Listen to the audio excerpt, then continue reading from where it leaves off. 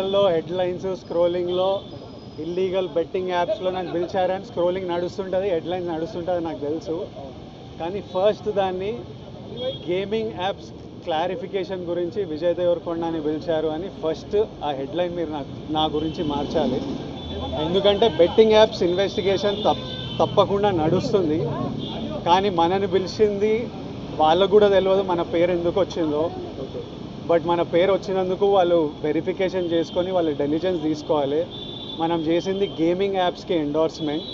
Gaming యాప్కి betting యాప్కి అసలు సంబంధమే లేదు. గేమింగ్ యాప్స్ అనేటివి completely legal, recognized by the government, licensed as a business.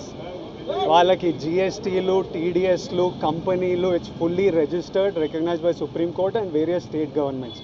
అది గేమింగ్ యాప్. అటువంటిది A23.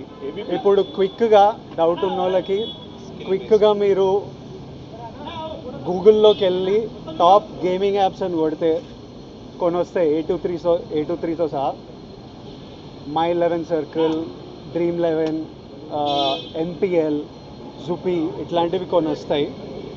ఇవన్నీ రిజిస్టర్డ్ గేమింగ్ యాప్స్. ఇవన్నీ మన ఇండియన్ క్రికెట్ టీమ్కి స్పాన్సర్, మన ఇండియన్ ఒలింపిక్స్ టీమ్కి స్పాన్సర్, మన ఇండియా ఉమెన్స్ క్రికెట్ టీమ్కి స్పాన్సర్, ఐపీఎల్కి, ఎన్పిఎల్ ఒకదానికి అఫీషియల్ స్పాన్సర్, వేరియస్ కబడ్డీ లీగ్కి, వాలీబాల్ లీగ్కి అన్నిటికీ వీళ్ళు స్పాన్సర్ చేస్తారు. ఎందుకంటే these are completely legal entities. Indian Olympics టీమ్కి స్పాన్సర్ చేయాలంటే లీగల్ ఉండాలా వద్దా? సో ఫస్ట్ ఆఫ్ ఆల్ ఈ గేమింగ్ యాప్స్ని, ఇల్లీగల్ బెట్టింగ్ యాప్స్ని మీరు సపరేట్ చేయాలి. అది జర్నలిస్ట్గా మీ రెస్పాన్సిబిలిటీ. నా మీద మీకు ఆ రెస్పాన్సిబిలిటీ ఉండాలని కోరుకున్నా. కానీ మన పేరు వచ్చింది కాబట్టి కొన్ని క్లారిఫికేషన్స్ అడిగారు.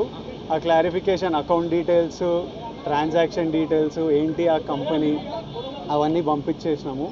ఇంతటితో సమాప్తం. Thank you.